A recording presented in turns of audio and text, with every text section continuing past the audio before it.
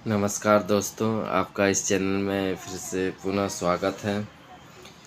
दोस्तों, हम बात करने जा रहे हैं अभी एक चर्चित जो मुद्दा रहा है, एक राष्ट्र एक चुनाव। यह बीते 2 दिन पहले 17 दिसंबर दिन मंगलवार को लोकसभा सदन में यह प्रस्ताव लाया गया कि एक देश और एक चुनाव पर वोटिंग करा लिया जाए, क्योंकि एक देश और एक चुनाव कराने से प्रशासनिक ढांचे को थोड़ा मजबूती मिलेगी और निरंतरता बढ़ेगी। हमारे देश में विकास की रफ्तार बढ़ेगी और चुनावी जो खर्चा है वह खर्चा भी कहीं न कहीं कम होगा। इसलिए सदन में भी जो एनडीए की सरकार है वह चाहती है कि एक राष्ट्र एक चुनाव हो, क्योंकि हमारे देश में चुनावों का जो व्यवस्था है वो 2 प्रकारों से, एक तो पहला लोकसभा चुनाव होता है और राज्यों के अंदर एक विधानसभा चुनाव होती है और तीसरा नगर निकाय चुनाव होती है। तो सरकार चाहती है कम से कम लोकसभा चुनाव और विधानसभा चुनाव एक साथ करा लिया जाए और नगर निकाय चुनाव 1 महीना के बाद करा लिया जाए। दोनों चुनावों के 1 महीने के बाद उसको भी करा लिया जाए, इसलिए सरकार इस पर लगी हुई है।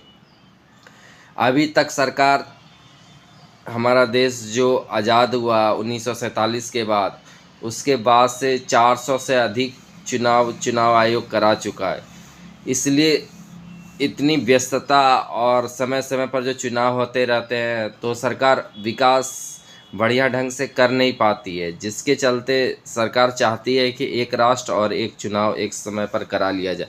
इसी का थ्योरी को लेकर सरकार लोकसभा के पटल पर इसको लाई। हमारे जो स्पीकर ओम बिरला साहब हैं, उन्होंने इसको सदन के पटल पर रखा। तो सबसे पहले इलेक्ट्रॉनिक वोटिंग कराई गई। तो सर्वप्रथम 220 सांसद के पक्ष में इसका गया और 149 सांसद विपक्ष में पड़े वोट। तो फिर अमित शाह जी ने कहा क्यों न पहले इसे ज्वाइंट पार्लियामेंट कमेटी में भेजा जाए, उसमें चर्चा अच्छी तरह से करा ली जाए, तब इसको सदन के पटल पर लाया जाए। और अमित शाह ने ये भी कहा कि अगर इलेक्ट्रॉनिक वोटिंग के ज़रिए अधिक सांसदों ने भाग नहीं लिया तो क्यों ना ये पर्ची करा दे दिया जाए सबको कि कौन किसके समर्थन में है।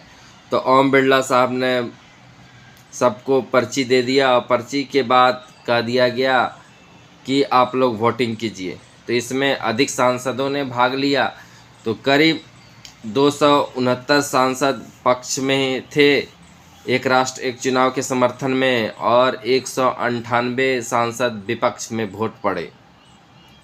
चूँकि अभी एनडीए गवर्नमेंट की सरकार है तो इनके पास 292 सांसद हैं और लोकसभा में करीब 545 सांसद हैं हमारे।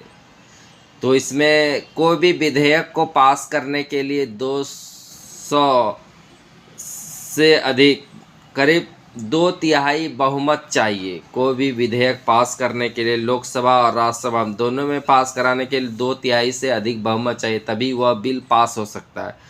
तो अभी वर्तमान क्रम स्थिति में देखा जाए तो कम से कम 362 सांसदों की आवश्यकता होगी पक्ष में, ताकि इस बिल को पास कराया जा सके। अगर 362 सांसद नहीं मिले तो यह बिल पास कराना मुश्किल है। लोकसभा में जहाँ स्थिति है 362 की, तो वहीं पर अगर हम देखें राज्यसभा की स्थिति 245 सीटों वाली जो राज्यसभा की स्थिति है, उसमें कम से कम 164 सांसदों की आवश्यकता होगी।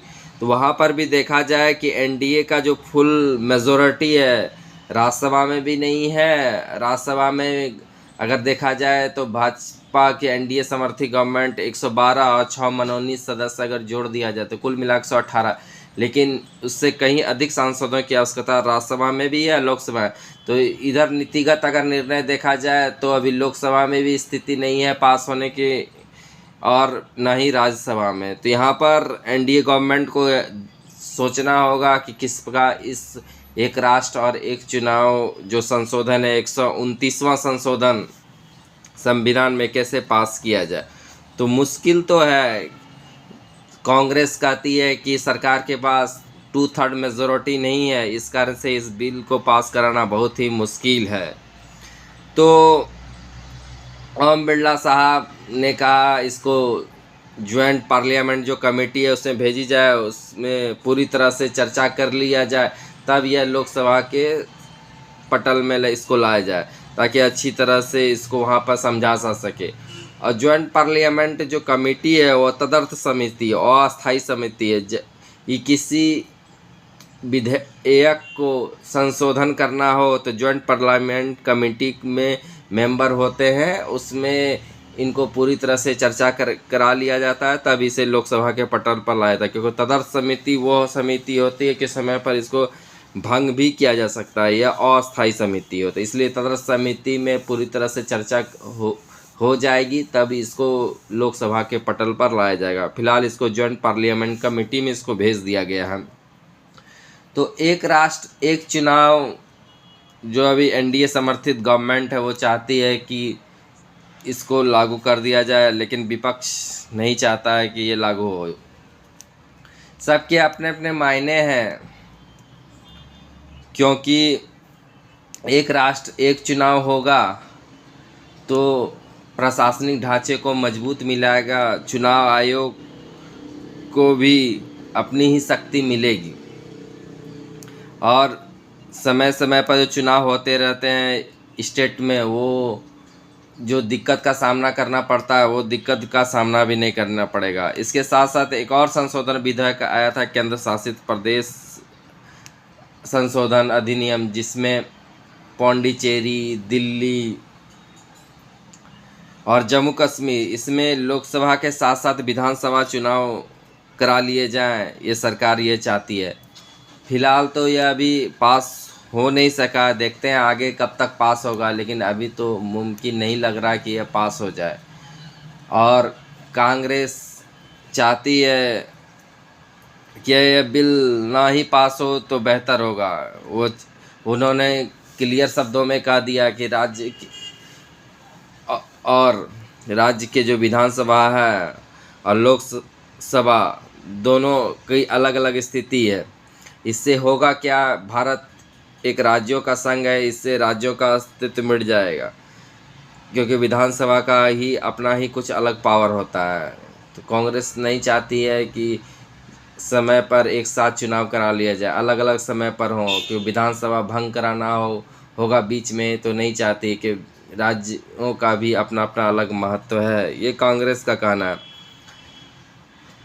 AIIM के जो चीफ है मुखिया असदुद्दीन ओवैसी, उन्होंने कहा कि एक राष्ट्र एक चुनाव अगर हो तो क्षेत्रीय पार्टी का अस्तित्व खत्म हो जाएगा।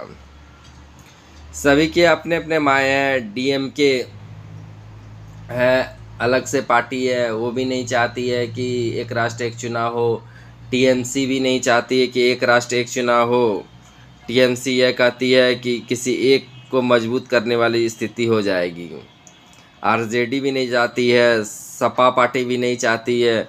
कुछ ऐसी पार्टियां हैं जो नहीं चाहती है कि एक राष्ट्र एक चुनाव हो।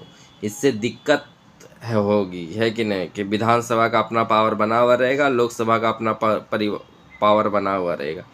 इसलिए ये दोनों के अलग अलग मायने हैं। इससे पहले रामनाथ कोविंद समिति बनी थी, जो रिपोर्ट अपना सौंपी थी। उन्होंने 7 देशों का समर्थन लिया था और उन्होंने रिपोर्ट सौंपी थी कि इसको जल्दी लागू कर दिया जाए, लेकिन अभी तक लागू नहीं हो सका। इसमें 47 दलों का समर्थन लिया था, तो करीब इसमें पक्ष में 32 सदस्य थे और विपक्ष में 15 दल थे। तो 32 पार्टियों ने इसका समर्थन किया था और 15 पार्टियों ने इसका समर्थन नहीं किया। तो अब देखते हैं ज्वाइंट पार्लियामेंट कमेटी के जाने के पश्चात क्या होता है, वहाँ पर चर्चा क्या होता है, उसके बाद ही कुछ पता चल पाएगा कि आगे एक राष्ट्र एक चुनाव में क्या स्थिति है। फिलहाल तो यह ठंडे बस्ते में चला गया है और आगे देखते हैं क्या हो पाता है। ठीक है, शुक्रिया। अगर ये चैनल अच्छा लगे तो आप लोग ज़रूर लाइक और सब्सक्राइब कीजिएगा। धन्यवाद।